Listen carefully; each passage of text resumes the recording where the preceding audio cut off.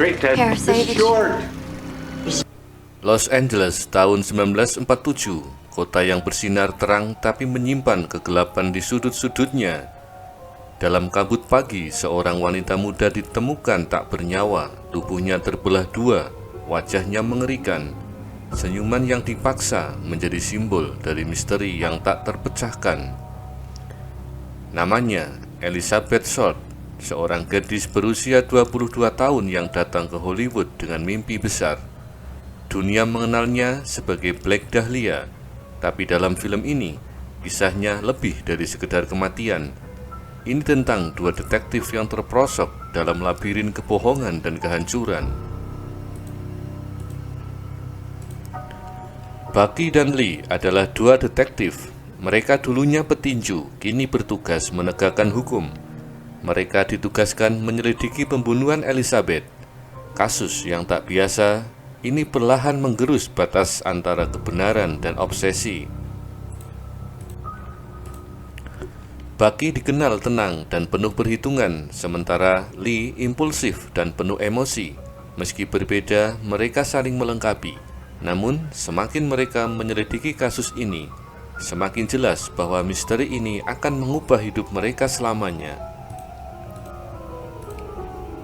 Lee membawa beban masa lalu, kekasih lamanya menghilang dan luka itu belum sembuh. Mayat Black Dahlia membuka kembali luka itu. Ia mulai kehilangan fokus, tapi bukan hanya Lee yang terseret ke dalam kekacauan. Bucky pun perlahan kehilangan arah.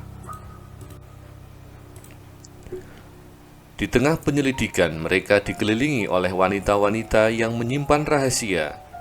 Kayleigh, kekasih Lee yang memiliki masa lalu kelam, dan Madeleine Linkshot, wanita kaya misterius yang sangat mirip dengan Elizabeth. Madeleine memikat Bucky, bukan hanya karena kecantikannya, tapi karena misteri di balik senyumannya. Ia terlahir dari keluarga elit yang menyimpan kebusukan di balik kemewahan. Semakin dekat Bucky dengannya, semakin ia masuk ke dalam dunia yang berbahaya. And started a new life there. Elizabeth Short fell apart and she moved out in early January 19 clerk at the Camp Cook Commissary in California by the Santa Barbara police for underage drinking and sent before she decided to return to LA. Whether was death. Sementara itu, hubungan antara Lee dan Kay mulai memburuk. Kay merasa ditinggalkan dan Lee menjadi lebih tidak stabil. Kay mulai mencari kenyamanan dalam diri Bucky, tapi Bucky juga tak bisa menolak pesona Madeleine. Sebuah segitiga yang rumit pun terbentuk. Dalam penyelidikan, Bucky menemukan sebuah video gelap, sebuah film hitam putih menampilkan wanita yang diduga adalah Dahlia. Video itu jadi petunjuk penting, tapi juga menambah ketegangan. Bucky tahu bahwa ada kekuatan besar yang terlibat, orang-orang yang memiliki kekuasaan untuk menyembunyikan kebenaran. Sementara Lee semakin terguncang dan nekat melakukan penyelidikan sendiri. Lee melanggar protokol. Ia menyelidiki tanpa izin, bertindak di luar batas. Ia kehilangan kendali dan suatu hari ia menghilang. Tak lama kemudian kabar buruk datang. Lee ditemukan tewas. Dunia Bucky berubah total setelah itu. Kematian Lee mengguncang Kay. Ia akhirnya mendekat pada Bucky, tapi hubungan mereka dibayang-bayangi oleh rasa bersalah dan luka yang mendalam. Bucky tahu bahwa ini bukan sekedar kisah cinta. Ada misteri besar yang masih belum terpecahkan. Bucky mendalami keluarga Linkshot. Dia menyusup ke dalam pesta-pesta mereka, berbicara dengan orang-orang dekat. Ia menemukan bahwa Madeleine dan keluarganya menyembunyikan sesuatu. Sebuah rahasia besar yang berkaitan dengan pembunuhan Dahlia. Ibu tiri Madeleine, wanita dingin dan penuh rahasia, menjadi sorotan.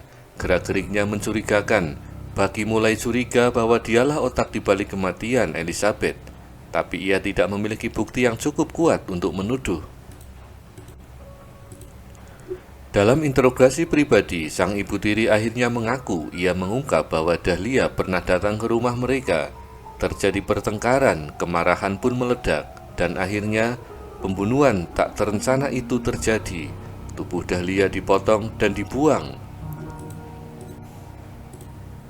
Tapi pengakuan itu tidak bisa dibuktikan di pengadilan. Tidak ada saksi, tidak ada barang bukti, hanya kata-kata, dan dunia terus berjalan seakan tidak pernah terjadi apa-apa. Keadilan tak pernah benar-benar datang untuk Elizabeth. Continued to rule out claims just to sell newspapers. LAPD's homicide unit to solve many unsolved. In front of the grand jury, Detective Harry Hansen, who a medical man, was behind the crime because of. Bucky kecewa, tapi juga lelah. Ia menyimpan kebenaran itu sendiri. Ia tahu siapa pelakunya, tapi tidak bisa berbuat apapun. Ia memilih untuk menutup kasus itu, karena beberapa kebenaran, bila diungkap, hanya akan membawa kehancuran yang lebih besar. Kemudian Madeleine menghilang dari hidupnya. Kay tetap di sisinya, tetapi hubungan mereka tidak benar-benar utuh. Kematian Lee masih menghantui. Luka batin mereka tidak bisa disembuhkan dengan cinta yang muncul dari rasa bersalah. Bucky hidup dengan beban. Ia melihat wajah Dahlia dalam setiap bayangan. Setiap malam ia mendengar suara bisikan kebenaran yang tidak bisa diungkap. Ia bukan lagi polisi. Ia hanyalah seseorang yang tahu terlalu banyak. He's dead. Being under intense public scrutiny, eventually relocated to this as a suspect in that case was not publicly known. An investigator began looking into his father's involvement and believed was a photo of Short and his father's belongings. It began Steve's inquiry. Black Dahlia tetap menjadi misteri, tidak hanya di dunia nyata tapi juga dalam film ini. Kisahnya adalah gambaran gelap dari sisi manusia yang paling rusak. Obsesi, kekuasaan, seks, dan pengkhianatan saling terkait dalam benang yang tak bisa diputus. Kota Los Angeles kembali sibuk. Kasus Dahlia telah mereda di media, namun Bucky tahu itu bukan akhir. Dia menyimpan potongan-potongan teka-teki yang tak bisa ia pasangkan. Hatinya resah karena satu bagian dari cerita itu belum benar-benar terungkap. Ia kembali ke rumah keluarga Lynn Scott. Kali ini bukan sebagai polisi, tapi sebagai pria yang terluka. Ia ingin tahu siapa sebenarnya Madeleine, apa yang ia sembunyikan, dan apakah semua ini hanya manipulasi belaka sejak awal pertemuan mereka. Madeleine menyambutnya dengan tenang, seolah tidak terjadi apa-apa, tapi sorot matanya menyiratkan sesuatu yang lain. Mereka duduk berhadapan, berbicara perlahan, seolah tak ada mayat di masa lalu mereka, hanya percakapan di antara dua orang asing. Madeleine bercerita tentang ibunya, tentang kekayaan, tentang tekanan sosial, tentang bagaimana Elizabeth Short menjadi korban dari kehancuran moral sebuah keluarga. Ia tidak menyangkal tapi juga tidak membenarkan. Jawabannya selalu mengambang. Dalam pikirannya, Bucky tahu bahwa Madeleine tahu lebih dari yang ia katakan. Tapi semua sudah terlambat, tidak ada jalur hukum, tidak ada pengadilan yang bisa menjangkau mereka. Ia hanya bisa diam, menahan kemarahan yang membeku. Dia keluar dari rumah itu berjalan tanpa arah. Udara malam terasa dingin. Kota Los Angeles tetap gemerlap, seolah tidak peduli dengan tragedi yang pernah terjadi di balik bayang-bayang. Satu nyawa menghilang, dunia pun masih tetap berjalan. Tragic symbol of the dark side of glamour. Follow us for more content. Stay safe. AKA the Black Dahlia. It was a It is the stuff Hollywood movies are made of, but The suspects and theories behind Hollywood's infamous.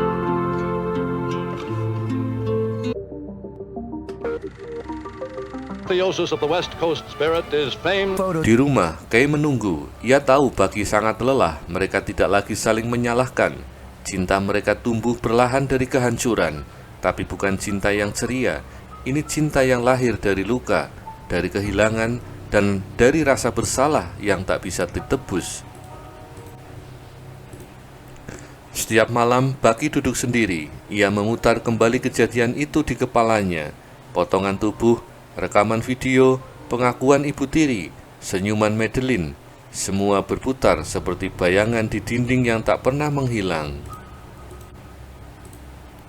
Film ini menolak memberikan penutupan yang memuaskan. Tidak ada penangkapan dramatis, tidak ada keadilan ditegakkan, hanya realita bahwa tidak semua misteri harus terpecahkan dan bahwa beberapa kebenaran lebih baik disimpan dalam kegelapan.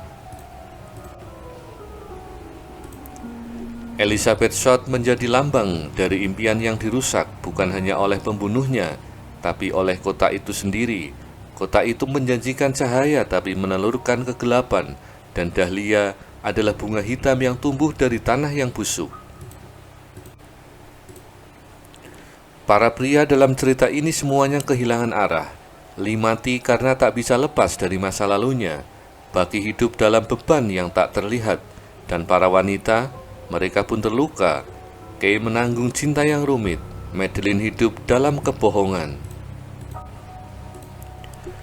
Tapi mungkin justru itu yang ingin disampaikan di dalam film ini, bahwa dalam dunia yang rusak, tidak ada pahlawan sejati, hanyalah manusia biasa, berusaha bertahan dari badai, mencari makna, bahkan ketika semuanya sudah hancur. Dari awal, kita tahu bahwa kasus ini tidak akan terselesaikan secara tuntas, tapi tetap saja kita mengikuti jejaknya, mencari petunjuk, menebak pelaku, berharap ada keadilan, seolah hidup adalah cerita detektif yang bisa kita pecahkan. Was young and beautiful, determined to be famous. थे जोकर की तरह ये instantly Let's hear that Boston accent. Now, I'm Pearl, who was introduced. He's been very, very, very kind to me. He's taken me like a lady and with respect for him. This Scarlett, or... Gosh, I just love that movie so much. Hey, well, And I'm gonna do it for you right now.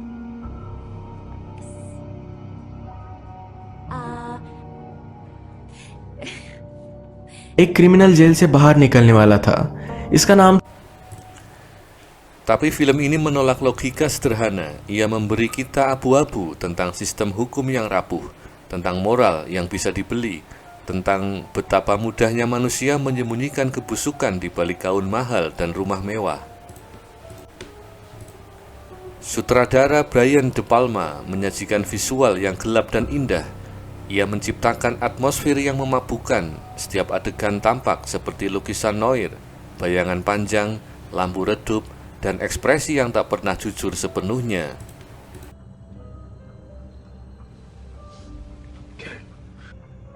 There's no two of us.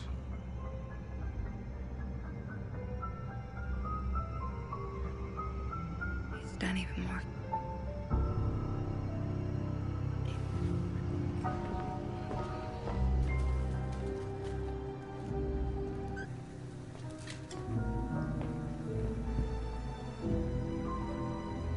डरती है. बकी ने कहा मैं तुम्हें कुछ भी होने नहीं. Don't walk out on me, Richard. you're capable of playing sadness. Her name was Elizabeth Short, but destined to be infamous. No reporters viewed the body. All organs removed. Blood. It was the most efficient. This killer will be caught. You gotta do something. He's been like this since last night. करवा Scarlett Johansson sebagai Kayleigh tampil penuh luka. John sebagai Bucky menampilkan kebingungan dan penderitaan batin, sementara Hilary sebagai Madeline dingin, mempesona, dan mematikan, seperti Black Dahlia itu sendiri. Film ini bukan hanya adaptasi dari kisah nyata, tapi juga adaptasi dari novel. James Ellroy, penulis yang dikenal dengan kisah kelam dan karakter yang retak. Dalam versinya, Dahlia bukan hanya korban, tapi simbol dari kehancuran moral kolektif. Elizabeth Short ingin menjadi bintang, tapi akhirnya naas. Ia dikenang bukan karena film yang ia mainkan, tapi karena kematiannya. Ia menjadi mitos, legenda, tapi juga korban dari ekspektasi yang dipaksakan. Dunia terus membicarakannya, tapi jarang yang bertanya siapa dia sebenarnya, apa yang ia rasakan, apa yang ia pikirkan sebelum maut menjemput. Kita lebih tertarik pada potongan tubuhnya daripada mimpi yang ia bawa. Bucky tahu itu dan itulah yang menghantuinya. Ia gagal menyelamatkan seseorang yang tak dikenalnya, tapi dalam hatinya ia merasa bersalah karena ia juga bagian dari sistem yang gagal, sistem yang memilih diam ketimbang melawan kekuasaan. Film ini berakhir tanpa penebusan, hanya kenyataan bahwa hidup tak terlalu memberi jawaban, bahwa beberapa luka tak pernah sembuh, dan bahwa dalam dunia seperti itu, satu-satunya yang bisa kita jaga adalah nurani. Mungkin itu sebabnya Bucky berhenti. Ia tak lagi jadi detektif. Ia memilih tenang, hidup sederhana, tapi setiap malam wajah Dahlia kembali, dalam mimpi, dalam bayangan, dalam suara yang berbisik tanpa henti. Ia tahu siapa pembunuhnya, tapi tak bisa berbuat apa-apa. Dan itu bagi seorang penegak hukum adalah kutukan yang lebih menyakitkan dari apapun. Kutukan untuk tahu, tapi tak bisa bertindak. Akhir dari cerita ini pun bukan solusi, tapi kesadaran bahwa di balik setiap kasus besar ada korban-korban kecil yang namanya tak pernah disebut, yang hidupnya hancur tanpa berita, dan yang lukanya tak pernah dilihat oleh dunia. Black Dahlia hanyalah satu dari banyak, tapi karena ia cantik, karena fotonya yang mencolok, karena kematiannya brutal, dunia memperhatikannya. Tapi ingatlah, di balik kemewahan media ada manusia yang menderita. Dan mungkin itulah yang ingin dikatakan dalam film ini, bahwa di balik kisah kriminal ada tragedi kemanusiaan, dan bahwa dalam pencarian keadilan kita harus berhati-hati agar tidak menjadi monster yang sama. Elizabeth dalam hidupnya adalah wanita muda yang penuh harapan. Dalam kematiannya ia menjadi ikon. Tapi kisah ini seharusnya tidak berhenti pada ketenarannya. Kita harus ingat bahwa ini adalah korban, bukan mitos.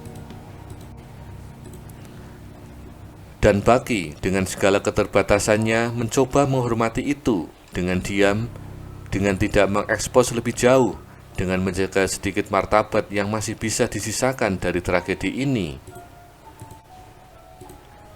Kini tahun-tahun telah berlalu, tapi senyum pahit Dahlia masih tertinggal di antara arsip dan layar.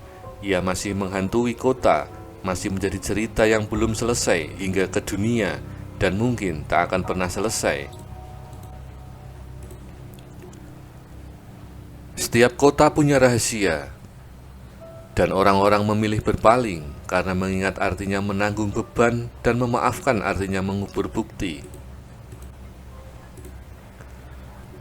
Tapi tak semua bisa dilupakan. Foto tubuh Dahlia, senyum teriris itu menjadi simbol, bukan hanya tentang dia, tapi tentang kita, tentang budaya yang mengkonsumsi penderitaan lalu membungkusnya dengan sensasi. Los Angeles like a ghost that refuses to rest. To this episode of Forgotten History. Is buried forever. Nothing.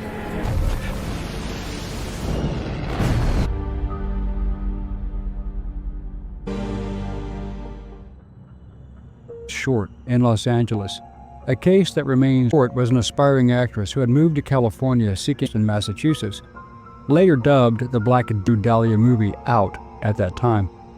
Years old, the family was financially wiped out following the 19th. Barb was later found abandoned on the Charlestown Bridge, suffered from respiratory condition and had surgery. Do you care or say that you think that I'm beautiful? Health and recommended that she leave for a warmer climate. Short dropped out of high school and continued to visit her friends and received a letter from her father in 1942 and started a new life there.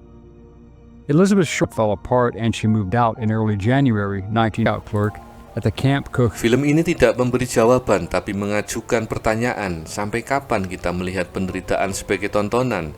Sampai kapan korban menjadi cerita horor yang dijual, bukan kisah nyata yang ditangisi?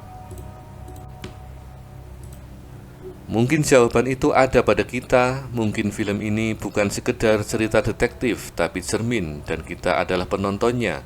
Penonton yang haus misteri, tapi takut pada sebuah kebenaran. Ketika lampu padam dan layar menjadi gelap, hanya satu yang tertinggal, wajah Elizabeth Short. Dengan senyum teriris dan mata kosong, ia menatap kita, menanyakan satu hal yang tak pernah kita jawab. Mengapa?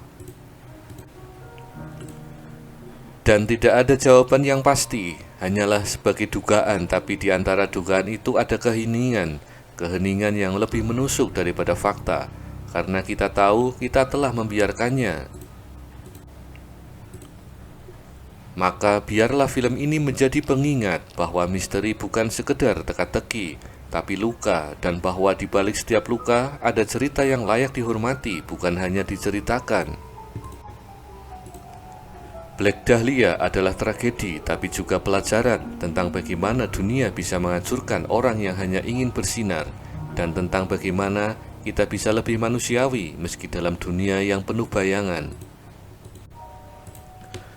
Elizabeth Short, seorang gadis dengan mimpi yang besar. Dunia mengingatnya karena kematian, tapi mari kita tenang, ia juga karena hidupnya. Karena di balik senyum itu pernah ada harapan, dan harapan itulah yang pantas dikenang. Saya Simus, mewakili jajaran yang bertugas pamit undur diri. Sampai jumpa di video menarik selanjutnya. Terima kasih. The FBI quickly identified the body after just a fax machine used by news services from a collection of more than 100 million on file at that time arrested for underage drinking. They also from the Los Angeles Examiner to sketch a recreation. Printed the Examiner sold the most copies to Short's death, including handwritten notes delivered. The FBI ran records checks on potential suspects. Authorities had early suspicions that the murderer के बारे में बताता है. एक्चुअल में दोनों एक दूसरे की was so cleanly cut. FBI.